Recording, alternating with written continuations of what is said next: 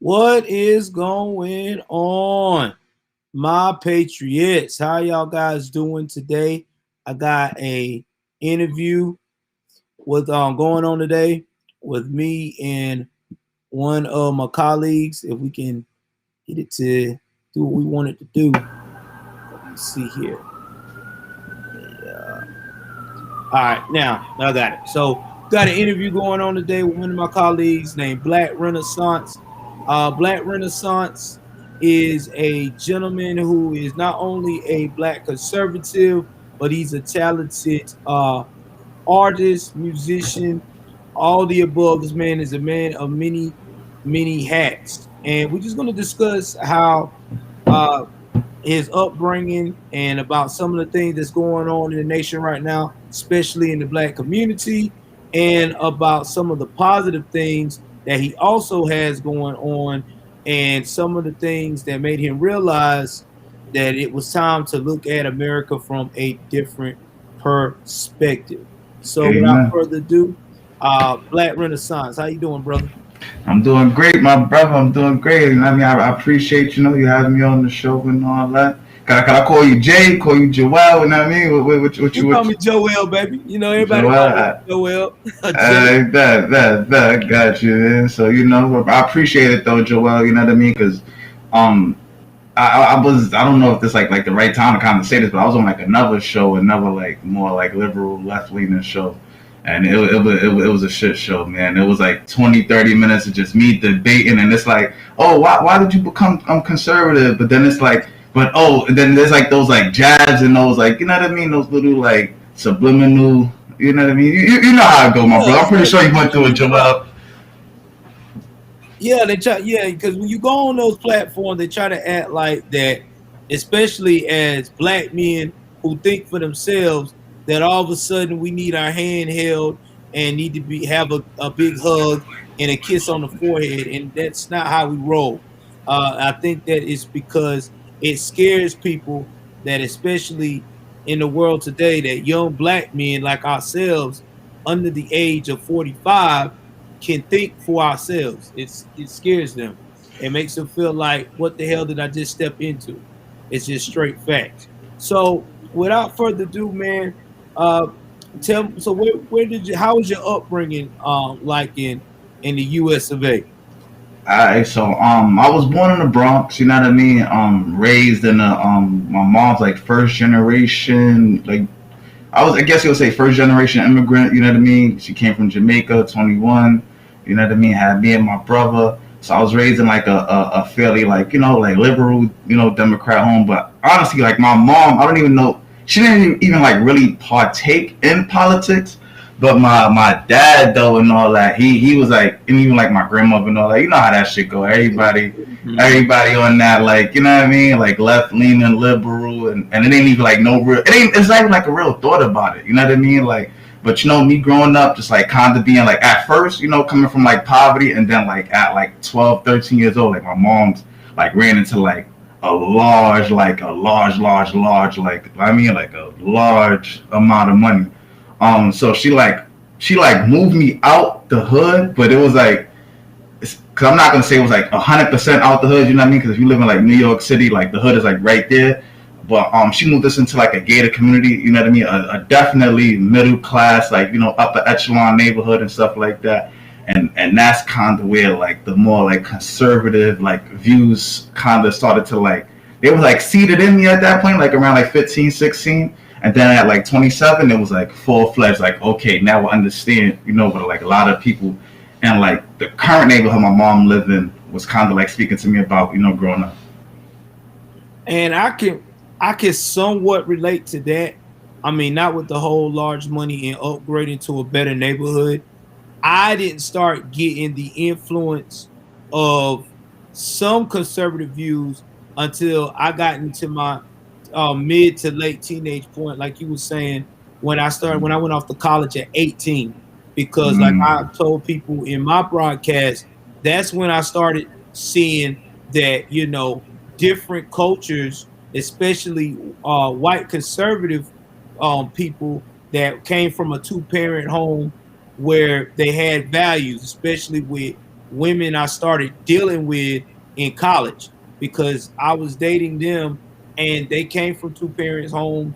They came with values. They went to church. They believe in hard work pays off. That kind of thing was a shock to me because you see it in the black community, but not as apparent. You know what I'm saying? It's talked about within, like, yeah, you work hard, you get what you want, that's it. It was never shown and broke down to you in that kind of aspect. That's a fact. You know what I mean? I think like in the black community, it's kind of like you just like expect it. You know what I mean? To like kind of work hard, but still vote on Democrat, even though like Democrats ain't doing shit for the black community. You know what I mean? Whatsoever. So and I guess it takes for us to like get to college and start like looking at policies and looking at politicians and actually, because I think around like that, like that college playing stuff like that, and it's a blessing that you was able to go to college and stuff of that nature. You know what I mean? Like I kind of like dropped out, got my GED, and just had to like take like the autodidactic route or whatever the situation would be, if that's even how you could kind of say it. But usually around like that college age, it was like you get to like look into things yourself. And I always tell like a lot of like liberals and stuff like that is like, if you look at if you actually like try to practice a lot of the things that y'all preach, y'all will see like that's not even attainable. And I think like conservative lifestyle is more like a reality based lifestyle, more like lift yourself by the bootstraps. You know what I mean? Like accomplish things yourself, and you will be more successful, be more ethical because as you stated, you know what I mean. You was raised in the church. I was like raised in the church. You will be more ethical, just more have a better moral compass when you look at life from a conservative point of view, as opposed to like a liberal just and I don't want to sound sexist or nothing like that, but like sexually exploiting yourself in certain aspects, or you know just and it's so hard to kind of like speak on certain things, but you know what I mean. Like the regular, black on black gun violence, shit like that, whatever situation may be. But when you kind of like bring those points up, they got like all these other like CNN talking points that they kind of just like easily throw at you. Nobody actually want to be like a free thinker and stuff like that. And you kind of see how they chastise Kanye, and just a lot of different things. I guess in certain restraints. I guess I live in a blue state. I'm not. What state you from? I'm in Georgia, which Right. currently turned due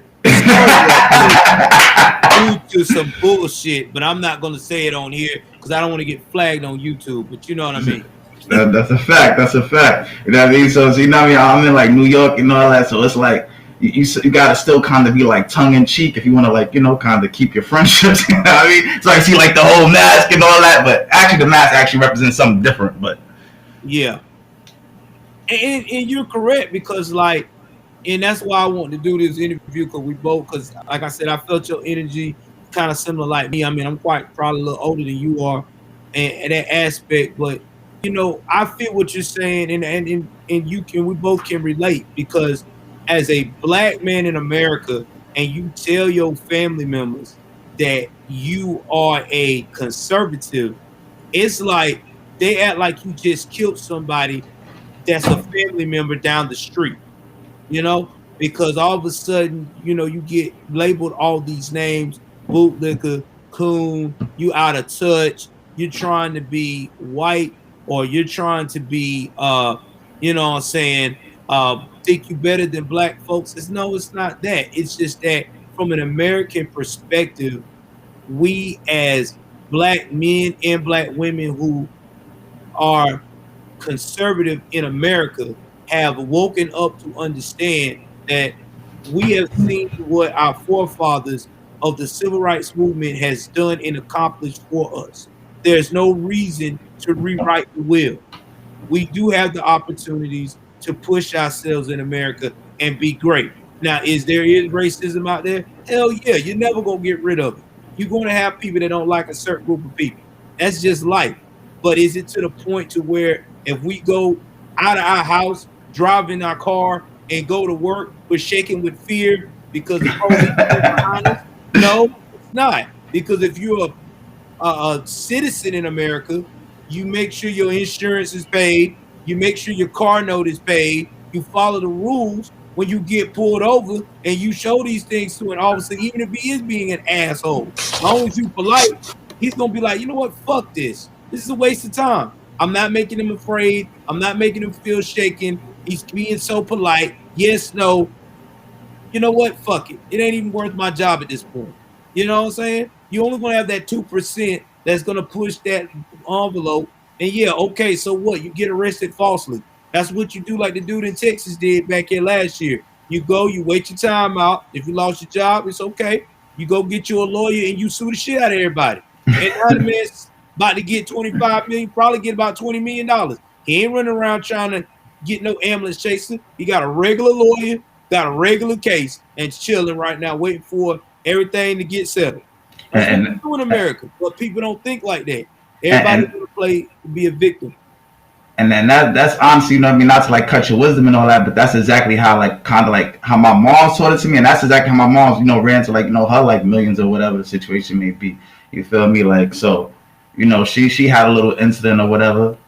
You know, and I don't really want to speak on her business too much or whatever the situation may be, but you know, and I'm pretty sure she dealt with like a lot of like, you know, that like little discriminatory, xenophobic, not probably not just xenophobic, just like maybe racism, you know what I mean, whatever the situation may be. But you know, she hit him where it hurt, hit him in the wallet, you know what I mean, and you said it perfect. A lot of us do have to like get into that mentality of like a litigation. I think the terms like litigious, something like that. I never know how to like properly pronounce it, but basically like, you know what I mean, a person who like use a lot of like lawsuits and stuff like that, or is or more into like laws. I don't know how to like say it properly, but long story short, you know what I mean. Like when you do kind of just like get not, and I don't want to say it like in a non-reality way, like yo, get your lawyers ready, because lawsuits could be like a real, it's a process, you know what I mean? Like, you know, like my mom's situation took like 4 or 5 years, you know what I mean? And there was like a lot of like, you know, embarrassment behind it, a whole lot of like, you know, aspects and things that come into that nature.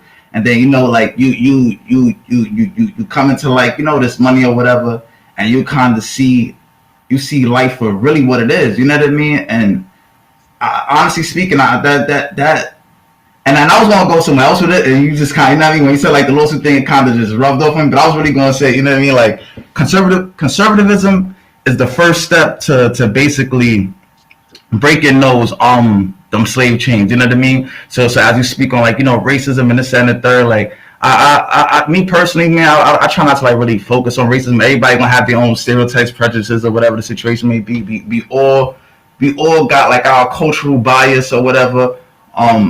But for the most part, I think like it goes far beyond like racism, right? You know what I mean? Like, and when you speak about it from like a conservative standpoint, you can speak about it from a more like economical standpoint. If you want to talk about like, you know, like black liberation or whatever the situation may be, it's gonna have to come from the economics. It's not gonna come from just like laws. It's not gonna come from just like protesting and rioting and looting and all this bullshit that, you know what I mean, that Joe Biden be talking about sometimes.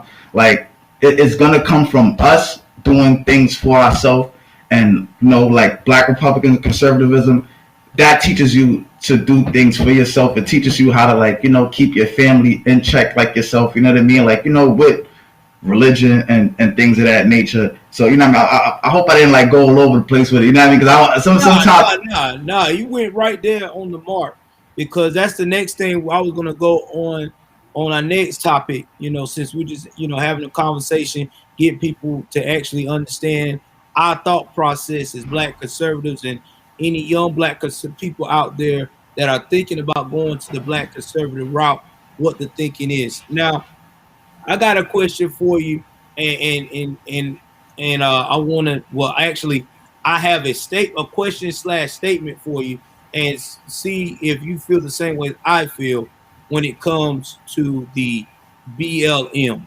Do you feel like this is just a question, and I will put the statement to the question what I feel about it.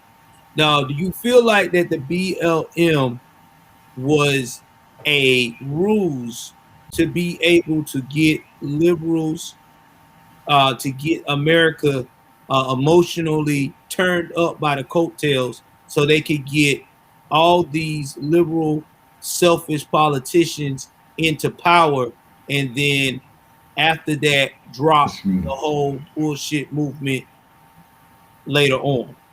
Of course, of course. I mean, it was like one of the greatest, one of the greatest. Nah, I mean, come on, my brother. Like it was Yes. one of the it was one of the greatest, probably like conspiracy hoax. I got the book. Oh shoot, the whole like Russian the Russian scandal with Trump and stuff like that. The IRA, Yeah. they put out like the whole book, and I grabbed up the book from Barnes and Noble, and I'm like, yo, dude, like this dude wasn't even like guilty. Y'all ran him through the ringer for that. You know what I mean? And then Yeah. yeah, like for like a whole another 4 years, y'all was just like running through the ringer, getting everybody to like build up all this hate for Trump. You know what I mean? And and Black Lives Matter. You could just look at the money, right? So when you look at like at the movement, they got like over like $1 billion, and it's like you don't see it. Like I mean, listen, did you see it? You in Atlanta, and that's like the murder. Now you in Atlanta or just in Georgia? I'm in southern Georgia, but I seen it. All right, cool. You know what I mean? So it's right across the bridge. Let's say it like that, right? So it's in your backyard. You know what I mean? Got like murders going on over there. I'm in New York all summer. There's murders going on up here. And it's like, okay, what y'all want to just like draw a Black Lives Matter on the floor? Like, what about like Black Lives Matter, like, community centers or Black Lives Matter, with $1 billion, there's so many things that you could do. But Black Lives Matter do? They post a video of a girl twerking in like freaking American flag shorts and talk about shake out the like I don't even know what they I don't even know what they be on no more, man. It's a joke now. Stupid. That shit was straight stupid. And another thing too, my emphasis of what I've seen with Black Lives Matter, because like I said, I was so all on the BLM train at first, the first part of 2020. All of us, man, probably for cutting your wisdom and all that, but all of us was, you know what I mean? Like when Trayvon Martin first came around, like, and then after a while, it's like, okay, where's the money going? I mean, I was on the Colin Kaepernick thing as well, right? And then we like, okay, like, where's Colin Kaepernick at now? You know what I mean? The police violence ain't stopped, but once Colin Kaepernick got that lawsuit, he stopped. You know what I mean? After he got that money, we don't see him no more. We don't see him in these magazines. We hardly hear about him and stuff like that. So a lot of these like these left leaning liberal ruses and hoaxes and all that stuff, it all be like this. That's where like the real corruption and the real like just like part of my language, like the real fuckery just go on. And don't get it twisted. It does probably take place on the conservative side as well, but like the level of deception, at least on the conservative side, it's a more honest, it's a more honest way about doing things. On the liberal side, it's just like, yo, Black Lives Matter, get behind this hashtag, donate all your money, and then we're gonna take it, get rich, and do what we do, and y'all gonna still have those problems. But every time it's a protest, we'll be there, to get our clout up, and then we out. You know what I mean? To me, this is how I felt about BLM after I kind of started looking into the whole scope of everything. I started seeing BLM as a tool to make a fool out of us as African Americans, for the liberals to be able to get what they needed at the time, a position of power. Okay, that's number one. Number two, the riots that were going on in America at the time were ridiculous.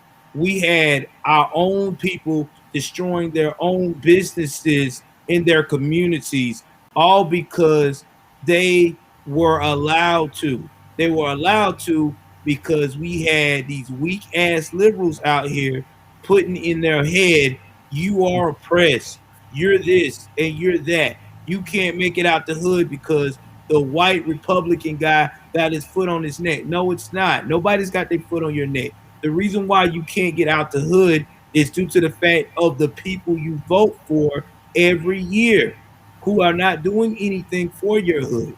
Look at Kafami or whatever it's Kafumi over there in Baltimore. This man has been running Baltimore for damn near 30 plus years, and it's still a shithole. Being real about it, the damn the whole damn violence rate has never hardly ever went down. Look at Maxine looking like James Brown's stepmother in LA. don't even live in that fucking county of Compton to help them out. She lives in a $6 million mansion. They still got high crime. They still ain't got shit to show. Then you got another fucking example of fucked up politicians that's not helping. You got the damn mayor of y'all city right now, of New York.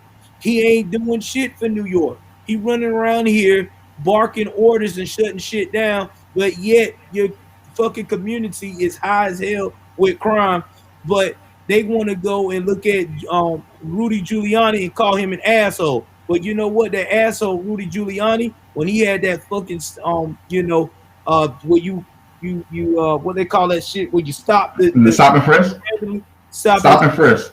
stop and frisk, it made motherfuckers not running around with no gun in New York. Cause people like, yo man, that stop and frisk is real. Let me make sure I put and leave that at the house. I ain't trying to go and shoot little Jimmy today or little Junebug down the street. But see, that's what I'm talking about. Nobody looks at that. Everybody tries to say, well, that's racism. No, it's not racism. It's fucking a tool to make sure that we as Americans live by the bylaws of the law. That's what we talk about. That's what we say we fucking promote. So why go out here and fuck shit up that was good? Oh, I know why. Because somebody cries because they feelings got hurt because they got caught doing some illegal shit. So they want to play the race card today. But in America now, everybody wants to go to that endless well of racism, and it is stupid. And it makes us look like shit as black folks, and it makes these liberal white people be like, "Oh man, I love these black folks. All they got to do is keep on that plantation like I told them and get in that damn well, and everything will be just a-okay." And fuck that. No, it's not okay. It's ridiculous. Let's fucking put your hands up and say like fucking real men and women, I fucked up. Hey, I fucked up, man. I had to Accountability, accountability. yeah. I didn't have no business doing that. Hey mama, yeah, I was at the store acting the fool. I mean, that's just being realistic about it. Yeah, and that's a fact, man. That me, I 100% agree with you. But like a lot of times, I think sometimes in our community, like we not even like taught accountability until we come into contact with police, right? And then we have like like this almost like this weird like situation that takes place or whatever. So at the end of the day, that it's a hard pill to swallow. You know what I mean? Like it's a hard pill to swallow to tell people in our community like, yo, take accountability, da da da. You know what I mean? Leave a gun at home. You know what I mean? Stop shooting people, stop killing people. You know what I mean? Like more or less either get a job or start a job, right? Create your own business. You know what I mean? Do your own thing. You know what I mean? Fix your credit, get some loans. Do what you got to do. But I think it's so much easier to complain than actually like you know what I mean, like take action or whatever the situation may be. That it's free to complain. You know what I mean? Like it takes physical energy or whatever to actually work and you know what I mean, like and do all these different things to create wealth for yourself and oh man, yo, but I'm real tongue in cheek a lot of times, but it's like I don't know, man. It's hard, man. It's hard, man. I'm super blue state, man. On this show here, you ain't got to be tongue in cheek. This is the realest outspoken show on YouTube. That's why a lot of people follow me because they respect the fact that when you come on my show, you ain't got to be tongue in cheek. This is unfiltered, straight, unapologetic, real fucking talk. Because if you can't talk real with me on my show, you don't have no business being on here because that's how I want you to feel when you on here. We being real, real people having a real conversation. Now I'm about to ask you something about your area too, because I don't know if you knew this or not, but I was reading recently there was a documentary this year about the Bangladeshis in your area. Yeah, would you know? Like Bangladesh, like the Indian type people. Yeah, the Indian that look darker than me and And you. Bangladeshi people. Yeah. enlighten me. All right. Well, they started back here when they first got to America in the early 2000s, a Tudor farm.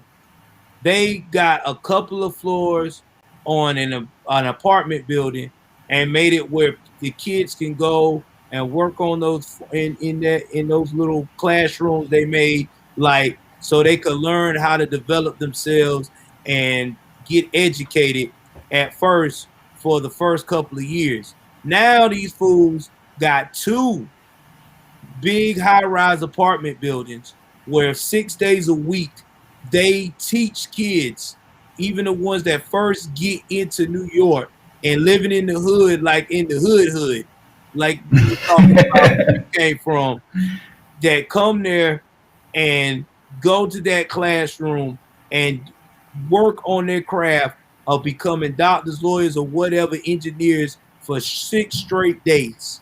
And these fools get into like, now Lord forgive me, these young people, not fools, get into classes like get into colleges like Penn State, bro, the Harvards, the Stanfords, the Yales, like they get in these high end colleges and they get mad if they don't get a high score. This one kid got mad because he had a high score to get into Penn State. Like Penn State was like one of the highest they seen in a long time, and he was like, "Yeah, but I didn't make it to Yale." This now, this is what blows my mind. So if you got people darker than me and you, because remember now, black people supposed to be oppressed, darker than me and you, going and made them a tutor for them, and then had it going on for 10 years, and can go up here and get into Penn State and all these nice elaborate colleges after doing 6 days a week of studying, then why in the hell can't black people go in the hood and save up money while they say they selling drugs, trying to get out of the hood, they trying to get back to the neighborhood and buy them a tutoring forms fucking apartment building and teach people how to be lawyers, doctors, engineers? Please answer that for me.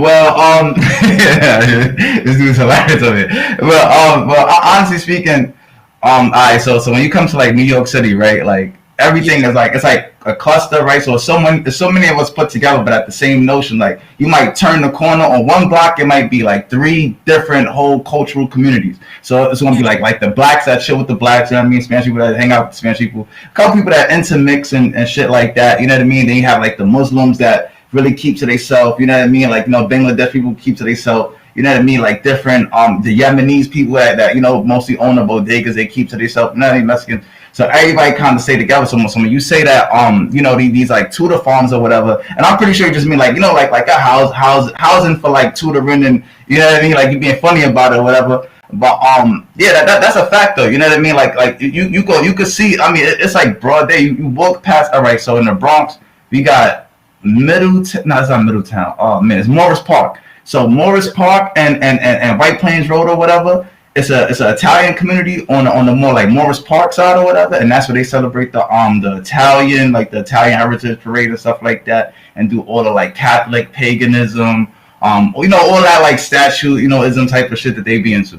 And then you have like on the White Plains side, it's like I'm not gonna, it could, I would guess Bangladesh. I never looked at it like that. I guess I always look at like Indian, like the Hinduism type of vibe or whatever. But they got like that same culture. And then when you look at like they like 3 family houses or whatever the case may be, they'll have something on the front that says like, you know, like school, you know, it'll have like those school decorations, and it'll have like that Punjabi kind of like, because it's not Arab, you know that writing style, you know what I mean, like that, you know that writing style, correct? So you'll see that, so you know what I mean. So and that's a fact, you know what I mean. They'll keep they kids kind of like, you know, in the house, especially after school. After school, you'll see like, you know, like 6, like, you know, like I don't want to, you know, I don't want to just like class everybody, you know what I mean, like ethnically. So I'm just gonna call them like Muslim, right? Because like a lot of like Indians follow that like Muslim lifestyle. So you'll see like 6 like Muslim, like, you know, children or whatever, just all walking into like, you know, one place that would be like that tutor farm or like a daycare and things of that nature. But that's how those communities been like since like the 1970s, 1960s, when that immigration law kind of like, you know, came into effect, and like most of the immigrants came to America or whatever.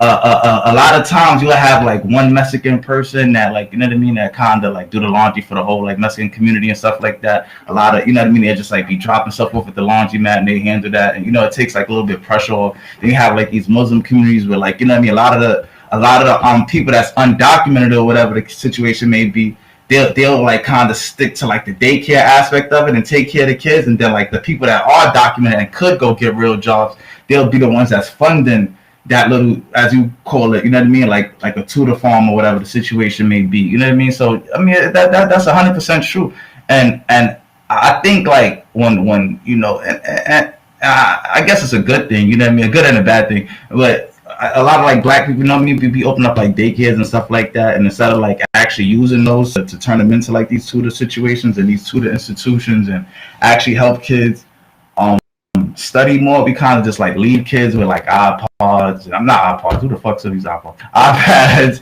You know, I mean, that's how you know I'm fucking mad old, right?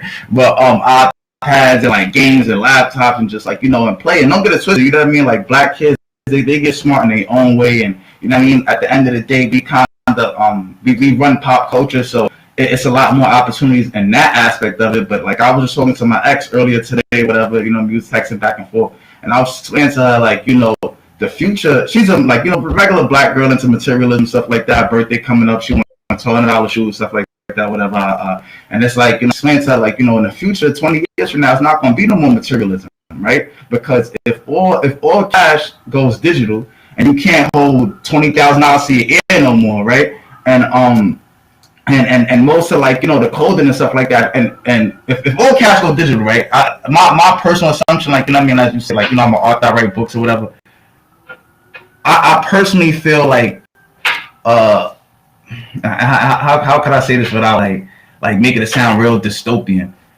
I personally feel, in my personal belief, right, in the future, materialism is basically going to kind of like die out because it has kind of like no choice. With technology going further and further, poverty is going to be like basically like decimated in like 20 years. But I think like, and even though I am a conservative, and I want this to sound like I'm fucking living in like a false reality or something like that. But even though I am conservative and stuff like that, I think America's whole goal right now for the next 10 years is to like eradicate poverty. And I think that's why they eliminated like the war on drugs. They made weed legal. Now they making laws that basically say if you're a felon, you actually have first rights to own the weed company, right? So let's say you're a felon, like this guy named Southwest T, BMF, whatever, $300 million, whatever. He just came out of jail. He owned Black Magic, a weed company, right? So shout out to Black Magic, get that too. But boom, smoke some weed. Yeah, I mean, get cool about life. But like you get the little weed license or whatever, and now you can like break into, you know, you could kind of like break into big business, right? Because weed's gonna be big business. But that's America's like goal into like eliminating poverty, and I feel like all black people is gonna end up in the middle class, and that be like like my girl, you know what I mean? She's still like a Democrat, you know what I mean? Like, you know, liberal, left leaning person, whatever the situation may be. I like to say, my laptop battery's dying. If you get cut off, I don't know if you can get an idea. If you get cut off, man, I'll clear my phone. But just to like kind of to wrap up my point or whatever,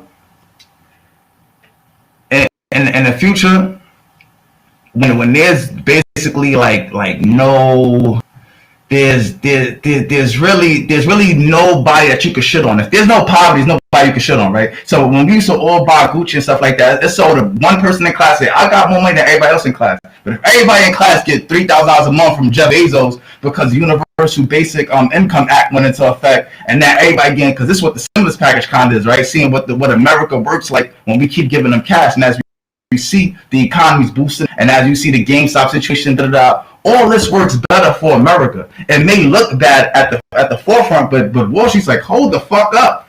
If everybody's jumping in the casino, they're making gambling legal, they're making weed legal, or whatever. They're making all these different opportunities legal for God. I got you. I'm right here. I'm right here. I'm right here. Hold on. I'm right here.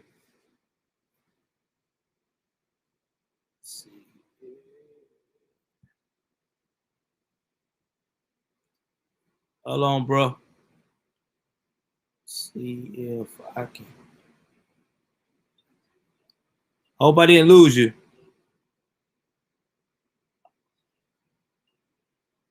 Hold on.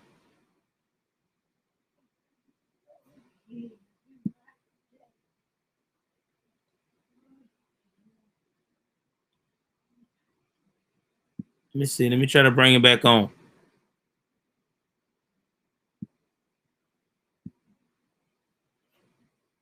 I lost him. Hold on, guys. Hold on. We're gonna try to come back in. Hold on. We're gonna try. I'm gonna message him and let him know.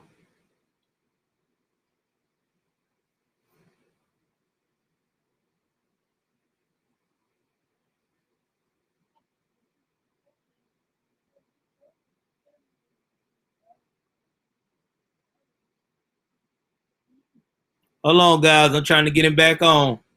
Give me one moment. Trying to get Black Renaissance back on. We lost connection. I know he said his battery was dying, so I'm giving him a minute to see if he can come on. He may have to come through on the mobile side, so I'm trying to give him a minute to get connected back.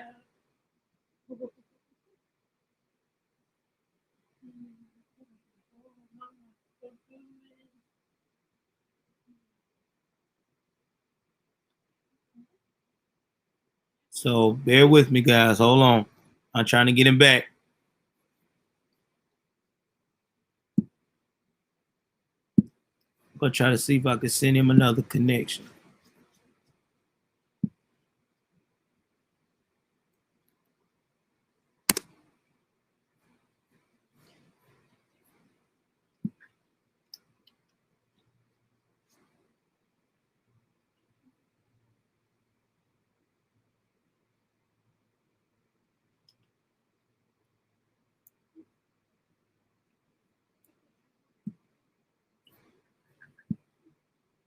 All right, so we're trying to.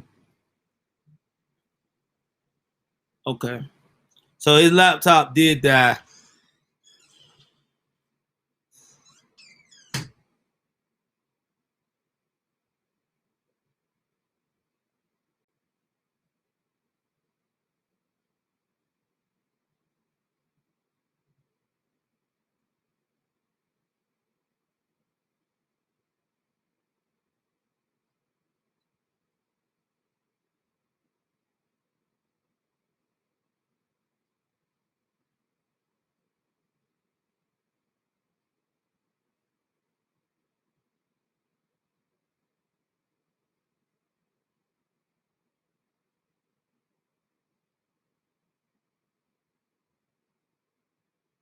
I'm talking to him now.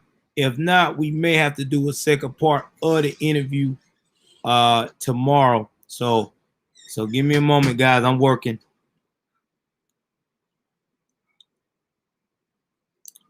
But if y'all like the video so far,